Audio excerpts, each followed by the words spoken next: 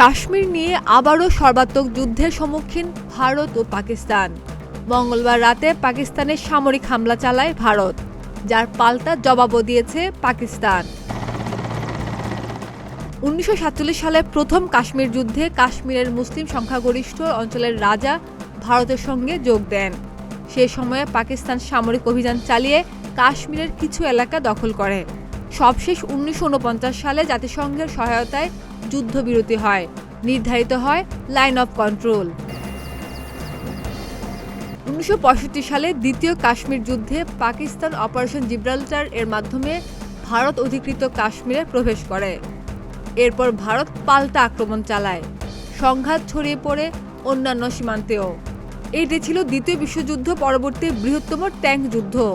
সবশেষ সোভিয়েতের মধ্যস্থতায় যুদ্ধবিরতি হয়, কিন্তু কোনো দেশই চূড়ান্তভাবে বিজয়ী হয়নি।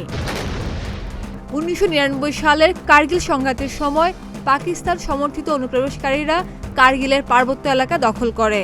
সে সময়ে ভারত পাকিস্তানের সঙ্গে 10 সপ্তাহের লড়াইয়ের পর তাদের অঞ্চল পুনরুদ্ধার করে। সে যুদ্ধে প্রায় 1000 সেনা নিহত হয়। আন্তর্জাতিক চাপে যুদ্ধ থামাতে বাধ্য হয় দেশ দুটি। এই নিয়ে ভারত পাকিস্তান কাশ্মীর ইস্যুতে 3টি বড় যুদ্ধ ও বহু সংঘাতে লিপ্ত হয়েছে। প্রতিবারই উত্তেজনা প্রশমিত হয়েছে সাময়িকভাবে, কিন্তু স্থায়ী সমাধান মেলেনি। এরই মধ্যে ভারত ও পাকিস্তান নতুন করে যুদ্ধের আশঙ্কা জোরদার হয়েছে, যা নিয়ে শঙ্কার কথা জানাচ্ছে বিশ্বের প্রভাবশালী রাষ্ট্রের হর্তাকর্তারা। খাদিজা নিপা, প্রতিদিনের বাংলাদেশ।